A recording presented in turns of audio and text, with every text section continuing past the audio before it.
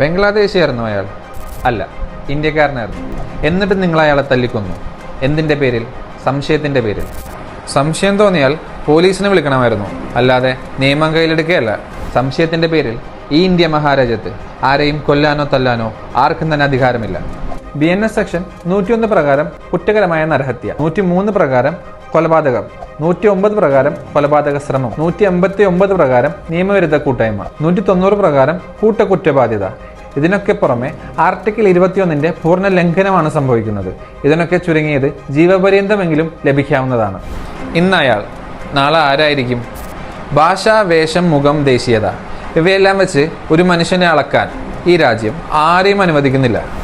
ഈ വീഡിയോ ഒരുപാട് പേരിൽ മാറ്റം ഉണ്ടാക്കും എന്നൊന്നും ഞാൻ വിശ്വസിക്കുന്നില്ല. പക്ഷേ നിയമത്തെപ്പറ്റി അറിവില്ലായ്മ കൊണ്ട് അന്നേരത്തെ ചോരത്തളപ്പിലും ആവേശത്തിലും നിയമം കയ്യിലെടുക്കാൻ തയ്യാറായി ഇറങ്ങുന്ന 10 പേരുടെ കൂട്ടത്തിൽ ഒരൊറ്റൊരാൾ ഈ വീഡിയോ കണ്ട് പിന്മാറാൻ തയ്യാറായാൽ അതാണ് നമ്മുടെ വിജയം. And last, no one is above law.